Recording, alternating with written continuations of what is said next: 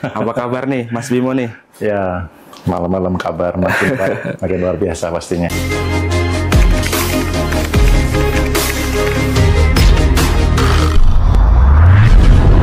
Ini kelihatannya nih ya, saya mantau-mantau Mas Bimo dari sosmed saya. Kayaknya kok makin sukses aja ya. Apalagi kemarin itu saya sempat lihat kayaknya Mas Bimo dikunjungin sama pihak TikTok, pihak YouTube gitu ya. Nah tapi itu nanti aja deh. Saya tuh heran sama Mas Bimo ya. Mas Bimo tuh kayaknya tuh hidupnya santai-santai, main-main sama teman-temannya, di-upload-uploadin gitu. Itu rezekinya kok lancar terus ya. Padahal banyak loh Om, orang yang kerja keras, banting tulang, banting tenaga, semuanya dibanting-banting, tapi masih aja hidupnya sulit. Kenapa sih Om? Ada orang yang udah kerja keras, tapi hidupnya kok masih sulit, susah kaya itu. Menurut Om Bimo, kenapa itu Om? Oke, jadi gini. Orang itu gini, mereka itu apa yang ada ditaruh di kepalanya tentang cara uang datang, itulah cara uang datang. Nah, orang itu dulu sudah banyak didoktrin sejak masa kecil, dia itu kerja, cari uang itu harus kerja, atau cari uang itu susah. Iya, benar-benar. Jadi contoh misalkan pada saat waktu kecil gitu ya, dikasih nasihat, belajar yang rajin, nanti cari uang itu susah, cari kerja susah. Akhirnya apa? Mereka terdoktrin di bawah sadarnya sejak kecil bahwa nanti itu akan cari kerja susah, kemudian cari uang susah. Ini dulu yang latar belakangi. Jadi bawah sadar ini database-nya jauh lebih kuat karena sugesti di masa kecil itu kalau masuk ke bawah sadar dia akan menjadi blueprint kehidupan. Oh, gitu. Jadi alur kehidupannya seperti apa tergantung dari belief system. Oh, berarti aku kalau mau dapat duit harus kerja. Sementara cari kerja susah, cari uang susah. Nah, padahal kalau di kebenaran di kitab itu 10 dari pintu rezeki apa kerja? Bukan kan? Bukan. Nah, itu yang kadang orang itu terjebak di dapat uang itu harus kerja. Kalau mau uangnya lebih banyak harus kerja keras. Gitu. Jadi kalau untuk punya uang banyak mereka harus menggadaikan waktu, tenaga, pikiran, kesehatan gitu. Sehingga kalau nggak kerja keras, uangnya nggak bisa banyak. Jadi itu udah terdoktrin, tertanam gitu ya Om ya. Jadi mental block ya, bisa dibilang gitu ya Om ya? Iya, bisa mental block, mental penghambat kelimpahan gitu. Makanya kalau nggak salah di acaranya Om Bimo sendiri ada ya untuk menghapus mental block seperti itu ya? Benar. Jadi membatalkan atau menghapus belief system lama yang menghambat kelimpahan. Salah satunya yaitu dapat uang harus dari kerja. Itu yang awal-awal kita bereskan dulu. Supaya apa? Bisa nggak sih dapat uang nggak kerja gitu loh? Oh iya gitu ya. Nah, itu yang terjadi akhirnya ketika itu pun saya dulu juga mengalami kerja sekitar 8 tahun lebih. Gitu ya Mbak? Dan naik jabatan pun ya tabungan nggak nambah. Karena ternyata kerja keras tidak menjamin uang tuh masuknya lebih banyak ya. Oh ya, seperti itu ya Om ya. Gitu. Ini jadi penasaran nih sama kelasnya Om Bimo yang menghapus mental block. Tapi itu nanti dia Om ya. Kita lanjut aja ke pertanyaan selanjutnya. Oh ya, by the way buat teman-teman yang mau nanya-nanya silakan komen ya. Nanti yang beruntung pertanyaannya insya Allah akan saya jawab, saya sampaikan ke Mas Bimo ya. Oke, saya juga penasaran nih Mas. Kayaknya kan rezeki Mas Bimo kok lancar terus ya kan? Ada nggak sih amalan atau rahasia rasanya Om Bimo nih supaya rezeki atau uang itu nggak habis-habis Om? Kalau ada coba deh Om, kasih bocoran deh. Ya, jadi sebenarnya saya seperti ini bukan bawaan lahir ya. Artinya dulu juga pernah di posisi yang nggak beruntung gitu. Nah, kembali lagi seperti yang tadi dibahas di awal, yang membuat itu adalah isi kepala sebenarnya, Bu. Gitu. Jadi isi kepala itu mempengaruhi. Contoh misal nih, sederhana aja, ketika mau mengeluarkan uang, ya, misalkan beli apa gitu ya, habis itu mikir, aduh nanti uangku habis gimana? Itu sudah bisa berdampak, uang habis beneran. Seperti itu ya. Nah, ketika mau beli barang atau mau ajak anak istri jalan-jalan, pikirannya harus nanti pasti ada uang datang lebih banyak lagi. Oh, seperti itu. Ya. Jadi, karena kan Tuhan sesuai dengan persangkaan hambanya kan. Ah, iya benar. Jadi ketika mau jalan-jalan, udah jalan-jalan, nanti pasti ada uang lagi gitu ya. Nanti pasti datang lebih banyak lagi. Apalagi kalau misalkan gini, teman-teman boleh nanti cerita di komentar atau gimana. Atau mungkin Bro Rendra juga pernah ngalamin. Iya. pada saat nyenengin anak istri gitu, rezekinya lebih lancar nggak? Oh iya benar. Tapi ketika lagi susah, berhemat, khawatir uangnya habis, apa yang terjadi?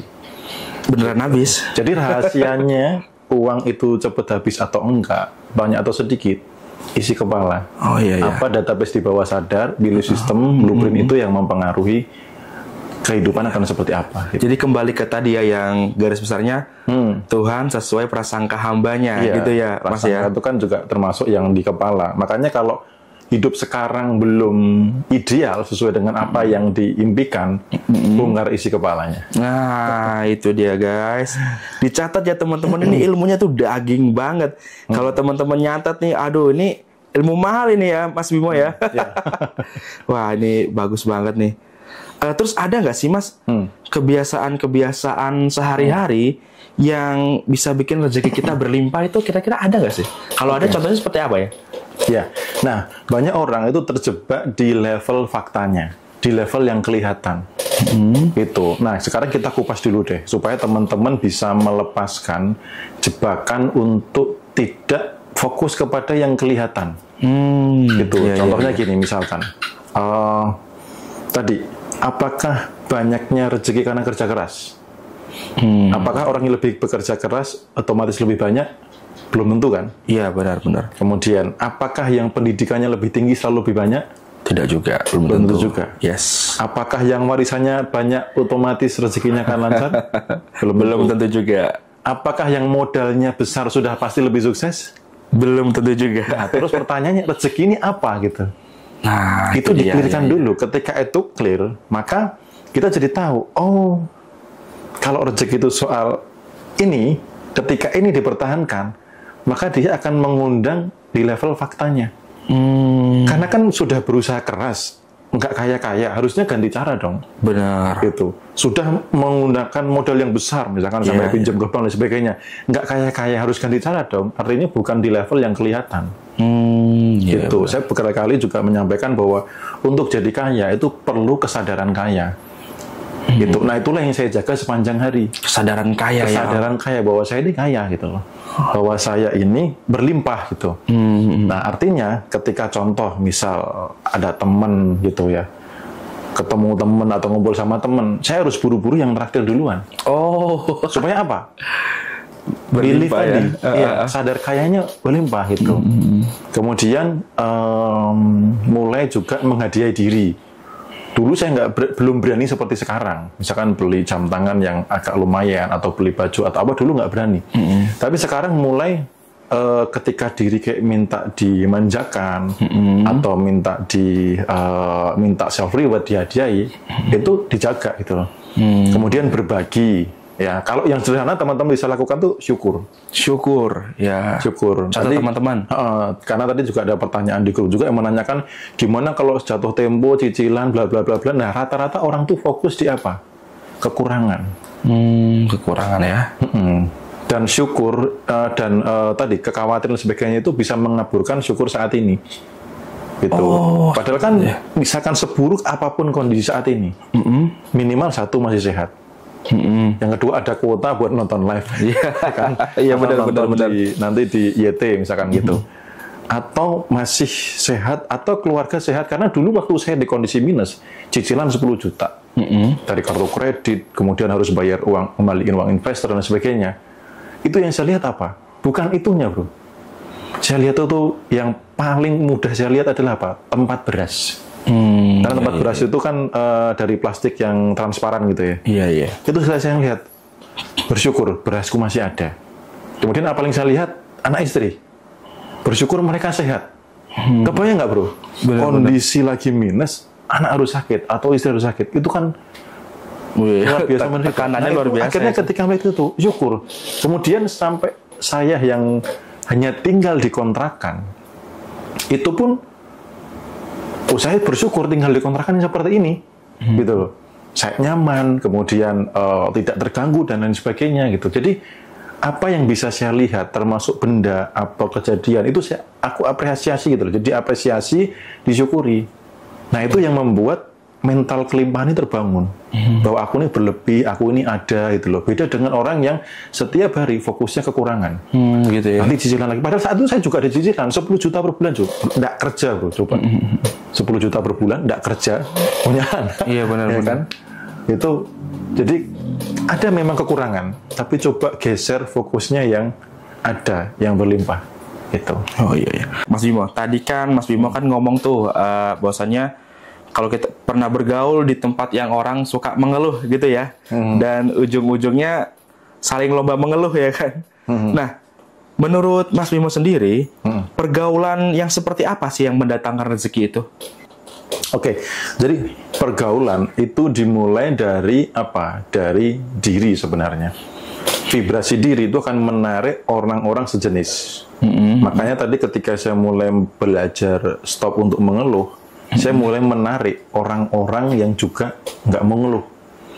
Orang-orang yang bermental kelimpahan. Karena di kebalikan dari pengeluh itu kan keberlimpahan. Kalau sudah nggak ngeluh apa? Syukur kan? Syukur, benar. Nah, jadi pergaulan itu dimulai sebenarnya dari diri dulu. Karena ketika misalkan gini, ketemu sama orang atau dipertemukan dengan circle yang senang bersyukur gitu ya. Lalu datang-datang ngeluh. Mereka nyaman nggak kira-kira? Risih kan, pastinya. Gitu. Ini orang kok toxic, ini orang kok nggak nyaman, nggak oke gitu loh. Nah, otomatis kita nggak sefrekuensi dengan dia, ini nggak akan bertahan lama, walaupun memaksakan mental gitu. Karena sesuatu yang sefrekuensi akan dipersatukan, yang tidak sefrekuensi akan dipisahkan gitu. Jadi sebelum bergaul, teman-teman tingkatkan dulu kesadarannya tentang rasa syukur dan sebagainya. Itu didominankan sepanjang hari, nanti pasti akan narik kok. Gitu. Coba misalkan contoh kita dipertemukan ini, itu kan bukan niatan kita kan, gitu loh. Karena itu apa? Terjadinya salah satu frekuensi yang sama. Coba misalkan gini, aku sudah senang syukur, terus kamu ketika datang ngeluh gitu, pasti nggak akan lama pertemanannya. Bener-bener. Gitu. Jadi kalau teman-teman pergaulan seperti apa, pastikan diri dulu. Habis itu yang membuat pengalaman saya membuat income itu stabil naik adalah apa? Saya selalu mencari circle yang di atas. Yang di atas. Artinya secara kesadaran lebih tinggi, secara apalagi kalau saya mau meningkatkan finansialnya lebih tinggi. Karena mereka ketika ngobrol, apa yang dibicarakan? Peluang, ide bisnis, kesempatan, terus kemudian apalagi yang bisa dikerjakan bareng-bareng yang menghasilkan. Gitu.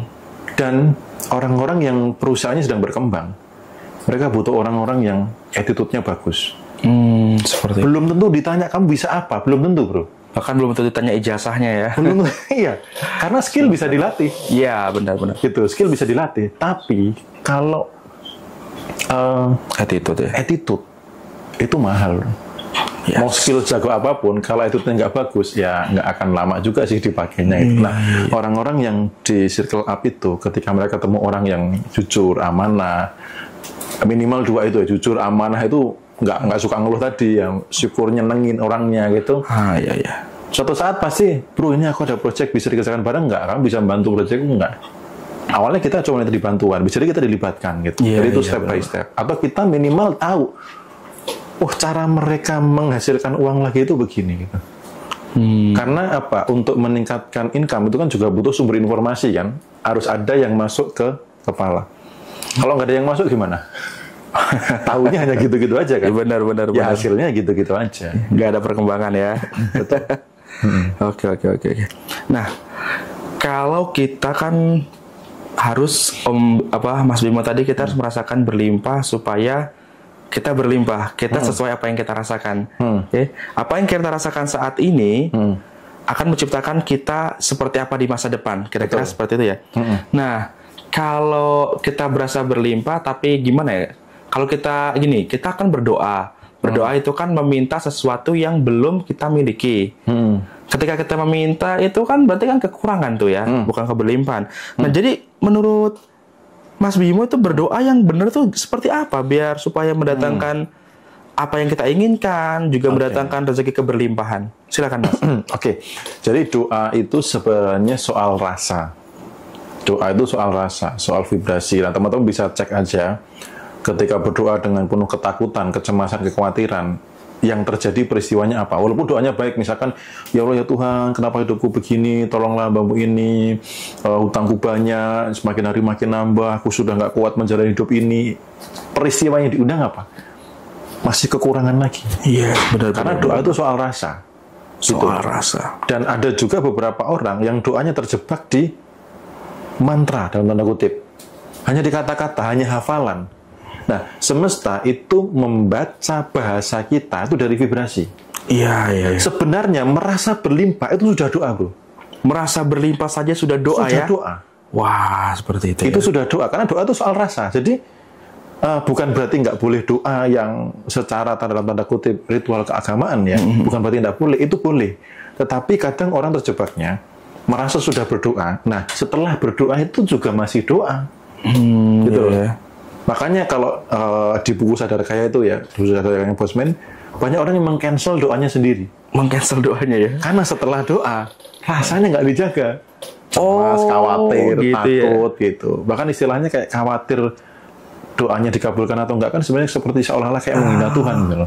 Catat guys, jadi doa yang diiringi dengan kekhawatiran itu adalah doa yang tercancel guys. Wah, ini keren sih. Atau doa kebalikannya. Malah doa kebalikannya. Yang terjadi oh iya, benar. Malah negatif ya, karena ketakutan duluan ya, karena ragu. Ya, nah terkait dengan meminta itu boleh. Akan tetapi merasa memiliki itu juga lebih bagus lagi. Merasa sudah memiliki. Jadi waktu itu kalau saya doa biasanya ya Tuhan izinkan saya. Saya lebih begitu, izinkan saya untuk mengalami seperti ini, lalu saya bayangkan saya sudah di sana. Jadi kantor ini, rumah yang di sana, ya itu kalau kantor ini beda lagi cerita uniknya. Kalau yang rumah sana, itu saya bayangkan pas mau tidur loh, di kondisi apa? Di kondisi saat kondisi masih minus, saat kondisi genteng bocor, beras mau habis. Nah, saya berdoa, ya Tuhan izinkan saya untuk berada di titik ini. Nah, titik ini itu lalu dibayangin seolah-olah sudah terjadi. Habis itu terima kasih sudah diizinkan, walaupun belum. Karena Tuhan sesuai dengan persangkaan hambanya. Iya, benar. Wah, luar biasa sekali. Jadi ini tiba-tiba mengalir di otak saya nih, Mas Bimo nih. Jadi kan ketika kita berdoa, namun kita ragu gitu kan, kita doanya tercancel, itu gimana ya? Ketika kita berdoa ragu itu kayak kita meragukan Tuhan. Sementara Tuhan itu kan ya Allahu Akbar gitu ya kan, Allah Maha Besar. Kita ragu nih sama yang Maha Besar. Ini udah kayak dosa juga, jangan-jangan kita nih tanpa kita sadari ya. Betul banget, aku jadi ingat. Jadi kata Allahu Akbar ini apakah hanya di sini? Iya, atau di vibrasi yang memancar gitu loh. Ya, benar. Ya itu waktu itu pernah ada saudara yang karena lagi kolaps, terus kemudian habis itu mengikhlaskan rumahnya untuk akhirnya dilelang gitu ya. Terus habis itu udah Mas tak ikhlasin, habis ini aku ngontrak dulu nggak apa-apa lah gitu. Saya bilang gini, loh kenapa nggak minta rumah 2M lagi? Saya bilang gitu. Katanya Allah Maha Besar. Kenapa minta yang kecil? Nah itu dia. Ya benar. Ketika menyebut Allahu Akbar, Allah Maha Besar, itu pastikan dengan rasa betul, gitu loh. Karena kalau masih merasa kecil, nah sebutan itu berarti apa? Hanya di level kata. Coba kalau itu benar-benar dimaknai betul, teman-teman mengucapkan itu dengan pelan, dengan rasa penuh rasa bahwa saya punya Allah yang Maha Besar, yang Maha Penyayang, Maha Pengampun dan lain sebagainya. Wah itu. Lalu minta diizinkan untuk di titik ini, dan itu dijaga sepanjang hari. Merasa sudah di situ, Pada saat anak kurang baik juga, merasa keberlimpahan ya. Anak kurang baik, maksudnya gimana? Mungkin sakit atau nakal atau gimana ya? Saya juga orang tahu. Oke, jadi ketika ada kondisi anak yang kurang baik, itu yang perlu dicek adalah apa pemicunya, apa emosi yang muncul. Itu yang di-clearkan. Gitu. Nah, kebanyakan orang tua yang melihat anak yang tidak baik, itu yang disalahkan anaknya. Kayak beberapa hari lalu ada yang japri ke saya, Om tolong terapi anak saya karena anak saya begini-begini. Yang perlu diberesin itu orang tuanya. Orang tuanya gitu ya? Iya. Karena pemicu anak misalkan nih, anak suka teriak-teriak, anak suka marah-marah. dia dapat database itu dari mana? Iya. Dari orang tuanya Dari kan? orang tua ya. Entah Dari orang tua yang lingkungan. melakukan seperti itu, entah orang tua membiarkan anak nonton itu. Gitu. Akhirnya apa? Dilihat bahwa oh ini bukan kesalahan anak, ini adalah bagian dari kekurangan saya. Lalu apa lihatnya? Saya bersyukur saya dititipi sebuah anugerah untuk dijaga, untuk dididik dan sebagainya. Oke. Akhirnya apa? Naik kan bro, syukur kan? Bener. Coba yang nggak punya anak, coba yang hidupnya sepi, coba yang sudah bertahun-tahun merindukan hadirnya itu. Wah, ya benar. Gitu. Jadi apapun peristiwanya, amati emosinya. Apapun peristiwanya, amati emosinya. Lalu Yes. emosi yang tidak memberdayakan, lepaskan. Oh, Pintar-pintar ngambil sudut pandang bahwa ini adalah peristiwa yang perlu saya syukuri. Gitu. seperti itu ya. Oke teman-teman, buat yang mau nanya lagi, tolong kalau nanya di akhirnya dikasih tanda tanya ya, supaya saya bisa bedain itu pertanyaan apa bukan. Ini Mas Bimo, sebelum kita lanjut ke pembahasan tema malam ini, satu pertanyaan lagi terakhir ya sebelum lanjut ya. Ini dari Surya Ningsih. Ini cukup bagus pertanyaannya ini Mas Bimo. Seperti ini Mas. Mas Bimo, gimana ya cara menjaga perasaan bersyukur dengan sedangkan di rumah penuh mengeluh penuh mengeluh kemurungan, kemerungsung gitu. Nah gimana kalau pengen bersyukur tapi di rumahnya seperti itu? Gimana kira-kira Mas Bimo? Ya, jadi bersyukur itu sudah tidak terdampak oleh orang lain. Oh gitu ya. Bersyukur itu kalau terdampak oleh orang lain berarti masih tahapnya membandingkan. Gitu. Jadi misalkan nih di rumah itu pada suka ngeluh, misalkan anggota keluarga lain ya, pada ngeluh pada apa, itu kan orang lain. Yang penting kan saya. Yang penting Minimal gini, saya bersyukur saya nggak ikut ngeluh sama mereka. Yes. Minimal begitu. Itu dia. Karena saya juga mengalami ketika saya paham tentang ini, apakah semua anggota keluarga langsung pada mudah bersyukur? Enggak, bro. Gitu. Iya ya. Enggak Tapi juga. dimulai dari Mas Bimo dulu ya. Dimulai dari diri sendiri. Nah, makanya ketika belajar kesadaran, kegagalan orang pertama adalah ingin mengubah orang lain. Oh. Makanya Gitu ada ya. respon seperti itu. Karena apa? Gemes nih, kenapa sih orang masih pada suka ngeluh, aku kan maunya bersyukur, kamu juga ikut bersyukur gitu. Nah, godaan orang belajar kesadaran itu ingin mengubah orang lain. Oh, gitu ya, Kayak Pak. contoh nih, aku saat ini ngobrol di sini, itu tujuannya untuk mengasah, bro. Aku nggak ingin mengubah siapapun di sini, gitu. Nggak pengen mengubah siapapun. Nggak benar. Makanya teman-teman belajar untuk terus meningkatkan kualitas diri. Artinya apa? Orang lain mengeluh nggak apa-apa, biarin aja. Yang penting saya tetap di kondisi syukur. Kalau ini terus dijaga dan itu memang teman-teman dipercaya, akhirnya ditunjuk olehnya untuk menjadi orang yang memang jadi jembatan untuk membuat orang ini menjadi bersyukur, ya akan dipakai. Oh iya. Gitu. Iya. Kalau yang saya lakukan biasanya ketika ada anggota terdekat yang ngeluh, saya tinggal dulu. Ditinggal. Gitu. Biasanya nggak saya respon. Nggak saya respon, atau misalkan saya respon pun nggak dengan mengiyakan, habis saya tinggal. Terus tak bangun kayak gitu. Akhirnya sampai, oh ini anak nggak bisa diajak ngeluh. Iya. Jadi misalkan di rumah gitu ya, misalkan dulu ya itu, misalkan bapak ngeluh gitu, tak tinggal bro. Gitu. Karena apa? Saya nggak mau vibrasi itu makin meningkat, ngeluhnya itu getarannya makin meningkat. Gitu ya. Nah, terus habis itu mulai ketika diri sudah kualitasnya bagus, nanti pelan-pelan, nanti akan natural kok gitu. Wah, sekarang kita bersyukur ya, rumah sudah lebih bagus, terus sudah nggak punya utang dan sebagainya, itu yang akhirnya dijaga gitu. Dan itu memang perjalanan. Saya juga ngalamin kok di titik itu. Tuh, teman-teman. Pas belajar pengen bersyukur, tapi bahkan keluarga terdekat itu belum bisa. Iya. Masih ngomongin orang lain, masih Rasanya ya. masih gitu. Nggak apa-apa, itu bagian dari proses kok. Yang penting disadari, ya saya mau berproses tanpa terpengaruh oleh orang lain yang mengajak turun. Gitu. Karena itu memang proses itu ya butuh jam terbang, butuh praktek. Jadi ilmu kehidupan tuh nggak cukup cuma tahu tok. Jadi itu tadi ya. Intinya kita fokus ke diri kita sendiri dulu. Betul. Nanti ketika orang ngelihat perubahan yang luar biasa pada diri kita, nanti juga orang itu ngikutin kita sendirinya ya. Jadi kita nggak terbebani gitu ya, Mas Bimo ya. Betul. Oke. Nah, ini Mas Bimo, saya tuh pernah ngeliat ya video Mas Bimo tentang servo kantong kosong. Itu kayaknya menarik banget nih. Itu seperti apa sih Mas servo kantong kosong itu? Ya, servo kantong kosong itu adalah kondisi di mana kantong kosong itu terjadi selama cukup lama, bisa bertahun-tahun. Kantong kosong itu berarti apa? Sebelum ada yang masuk, kosong dulu. Harusnya sebelum ada yang masuk, ini isinya masih ada.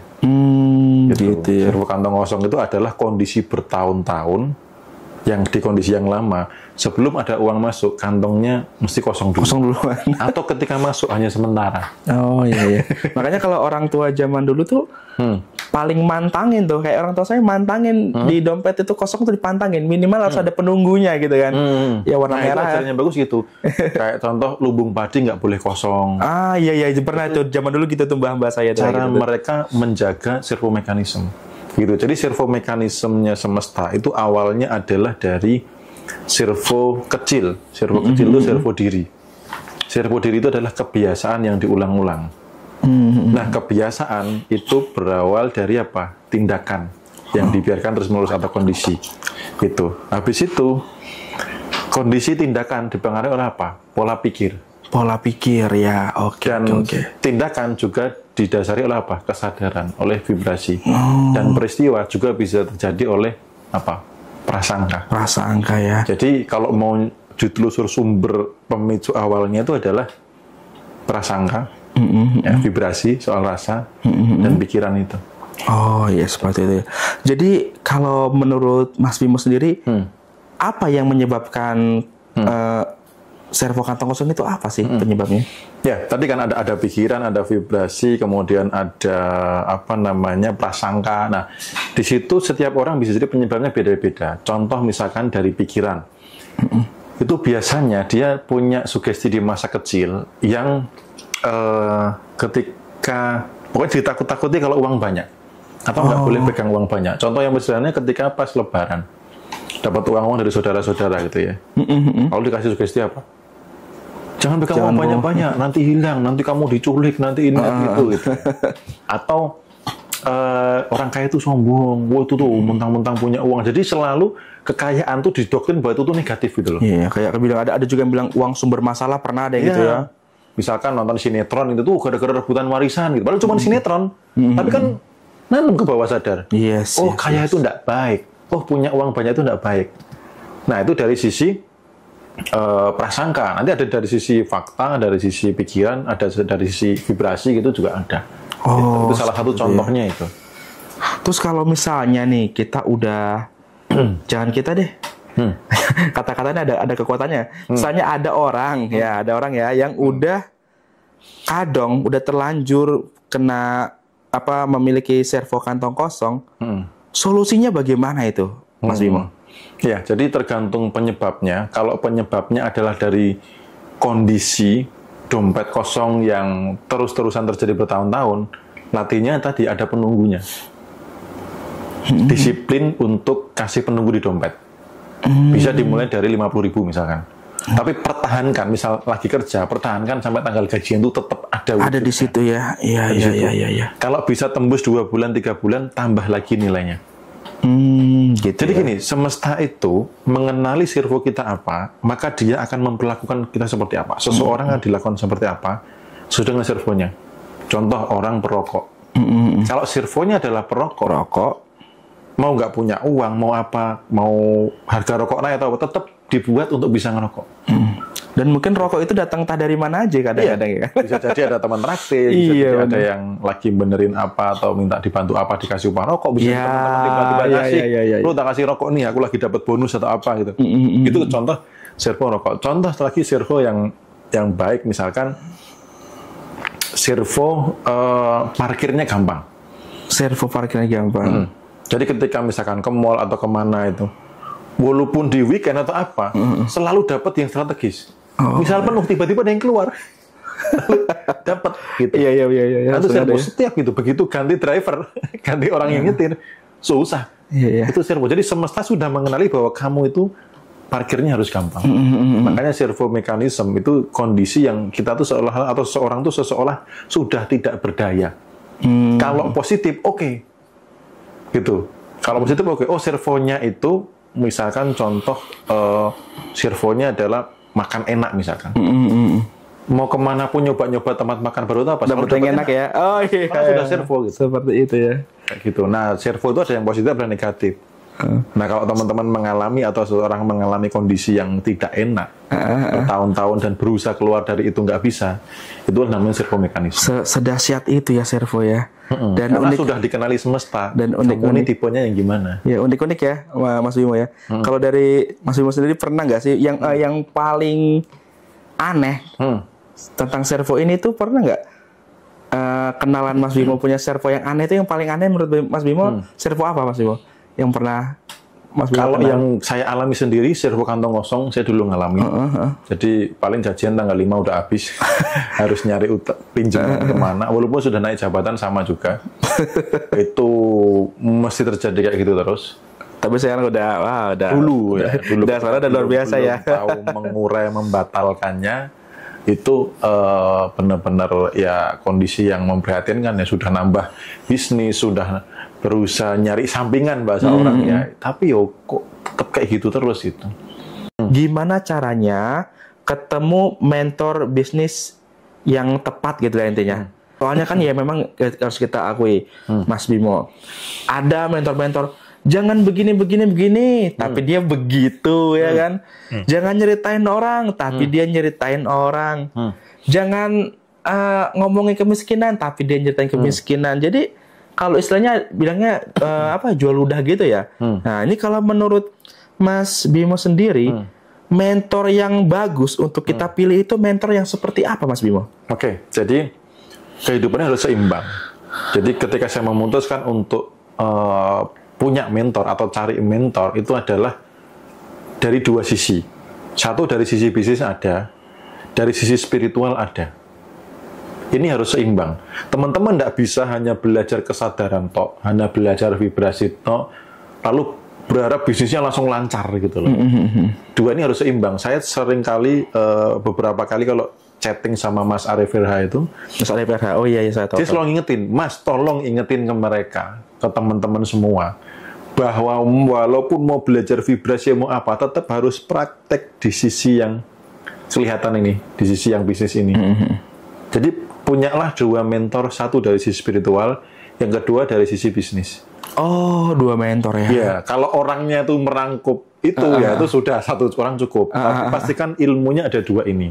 Yang pertama, yang kedua, cek profilnya.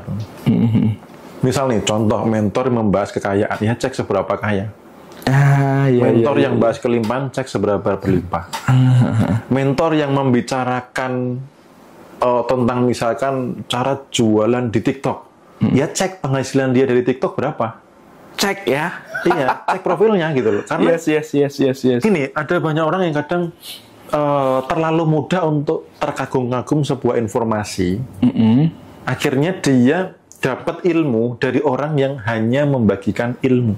Entah dari baca buku, entah dari ikut pelatihan, ilmunya yang dibagikan, ilmu dibagikan ilmu. Dia bukan praktisi, dia bukan ahli di bidang itu, dan dia bukan menghasilkan dari itu. Contoh misalnya, ada orang yang datang gitu ya, lalu mengatakan tentang bagaimana teknik menarik kelimpahan dengan misalkan apa nih, misalkan dengan ritual apa gitu, misalkan 21 hari kah, atau dengan ritual 30 hari kah, atau ritual apa misalkan ya. Nah, entah ritual apapun, yang perlu tak cek pertama kali apa? Apa tuh Mas? Dia seberapa kaya dulu. Jangan sampai ketika datang, ini nih ada ritual cara menarik kekayaan bla bla. Tapi dia sendiri saya kere. Enggak di situ. Bukan berarti kita nggak menghargai ilmu orang ya. Karena teman-teman jangan sampai belajar bukan dengan orang yang ahli di bidangnya, bukan yang praktisi. Dan hati-hati juga mendengarkan nasihat orang yang bukan ahli di bidangnya. Dulu waktu saya mau terjun di bidang online, bro, banyak orang yang tidak setuju. Hati-hati, online itu barangnya nggak bisa dipegang, rawan tipuan, bla bla bla gitu ya. Yang nasihatin siapa, bro? Pengangguran. Tak dengerin? Ya enggak. Kan kadang orang katanya dia begini, katanya begitu, hidup atas kata orang. Gitu. Jadi kriteria mentor yang terbaik adalah dia praktisi. Dia menghasilkan dari itu. Yes, entah praktisi. dari sisi spiritual, entah dari sisi bisnis. Kalau ketemu itu udah. Nah, mentor itu dia harus yang selalu duduk bersama. Teman-teman belajar dari misalkan channel apa, atau di TikTok, atau di YT, atau di mana. Ketika itu continue dan orang itu memang menghasilkan dari itu, track record-nya jelas, ya teman-teman akan berpotensi bisa menghasilkan. Tapi kalau dari hanya transfer ilmu dia sendiri nggak dapat, ya teman-teman nanti hanya akan dapat ilmu gitu loh. Oh, cara narik kelimpahan begini. Oh, cara menarik hoki begini. Oh, cara menarik uang dengan ajaib begini. Tapi cek orangnya melakukan itu enggak, menghasilkan enggak gitu. Ya kalau enggak masa ya mau percaya sih bro gitu loh. Iya benar. Sementara di sisi lain ini banyak praktisi yang menghasilkan gitu. Jadi kalau perjalanan saya belajar, kenapa di 1 tahun terakhir, tahun keempat itu cepat? Karena aku belajar dari praktisi bro. Dari praktisi Yang menghasilkan. Ketika aku mau dapat 1 miliar, apa yang tak lakukan? Belajar dari miliarder. Belajar dari miliarder. Kalau aku mau dapat 1 miliar, belajar dari jutawan, nyampe nggak bro? Ya nggak nyampe lah. Berarti kalau mau jadi triliuner belajar, jadi mau dapat 1 triliun belajar dari triliuner ya. Jangan jadi dari miliarder, nggak dapat ya. Nah itu dia teman-teman. Jadi teman-teman. Sederhana, simple ya kan? Iya benar-benar. Ya teman-teman kalau milih mentor harus yang sesuai ya, jangan cuman kacang ya. Nah orang Jawa bilang kacang itu kakean, ya seperti itu ya. Jadi dilihat apakah dia praktisi apa enggak, gimana hasilnya dia, dan kira-kira apa yang diucapkan dilakukan apa enggak. Kadang-kadang ada mentor yang gitu. Apa yang diucapkan beda lagi yang dia lakukan, seperti itu ya. Jadi goalsnya teman-teman tuh apa? Contoh gini, tidak selalu masalah orang tuh uang. Ada misalkan butuh ketenangan batin, ya pastikan mentornya batinnya tenang, gitu loh. Orangnya berwibawa, bijaksana, nggak suka marah-marah, cara ngajarnya nggak pakai ancaman. Kalau kamu nggak ikut kelas saya, kamu akan sial. Lah itu kan udah kelihatan ya gitu.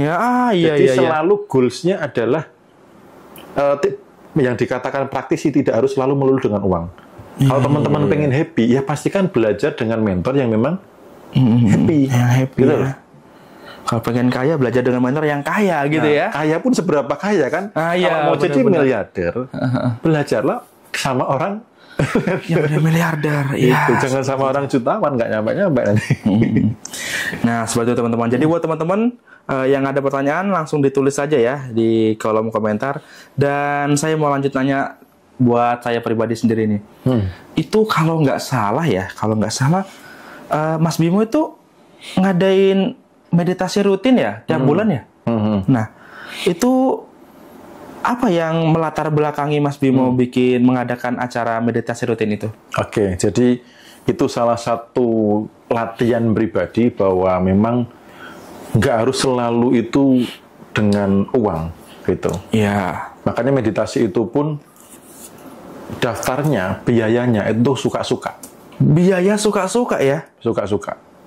Gitu. Bahkan 1.000 perak juga boleh? Ada yang pernah 2.000 perak. 2.000 perak? Ada juga yang 2 juta.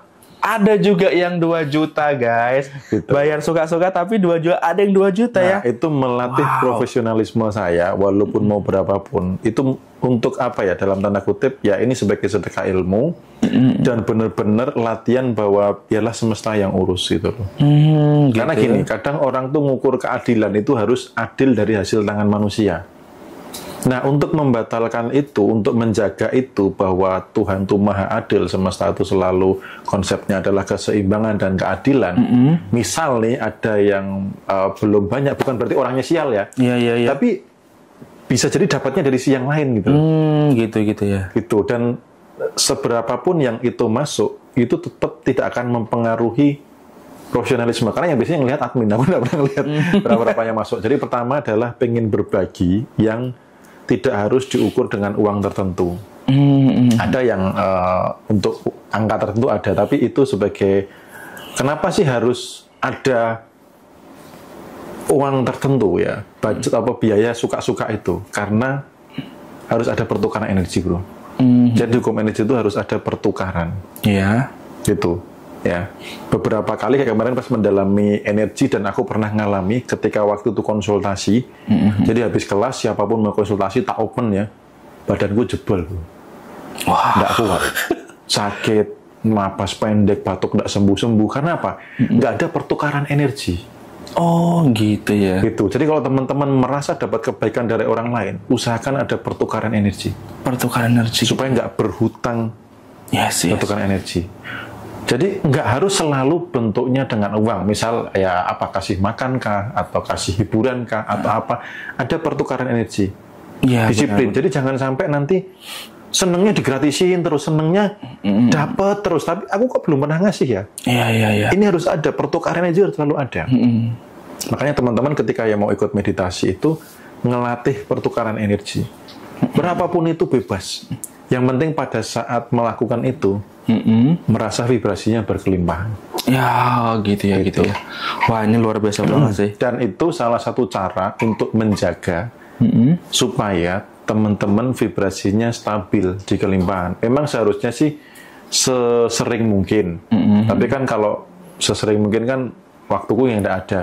Ya paling nggak sebulan sekali lah, merefresh, merecharge energi, merecharge di vibrasi kelimpahan, ngingetin apa yang kurang disarankan, apa yang sering dilakukan, bagaimana menjaga, dan ketika energi itu kolektif, kesadaran itu kolektif, dampaknya luar biasa, bro. Kesadaran kolektif, dampaknya luar biasa. Tadi yang teman kita yang datang ke sini tadi, kan mau testimoni sebenarnya. Oh iya. Habis ikut meditasi yang kemarin, rezekinya benar-benar luar biasa. Luar biasa ya. Nggak tahu nanti kalau besok datang ke Jogja mau nggak testimoni, menyampaikan langsung gitu ya. Karena tadi sama aku pun juga belum banyak yang disampaikan gitu. Tapi pengen menyampaikan langsung. Nah, jadi meditasi itu buat menjaga teman-teman supaya apa? Berada di kesadaran kelimpahan, nggak turun gitu loh, bro. Iya. Gitu. Dan ya anggaplah kalau teman-teman anggap ya anggaplah saya sebagai mentor yang membersamai tiap bulan lah minimal. Iya, tiap bulan. Sebulan sekali ngingetin, yuk stop mengeluh, vibrasinya berkelimpahan, merasa berlimpah, emosi-emosi yang tidak memberdayakan dilepaskan, nggak usah dijaga, nggak usah dipertahankan, dan seterusnya. Dan di situ kan bisa diskusi tanya jawab juga. Iya, bagus sekali. Kayak gitu.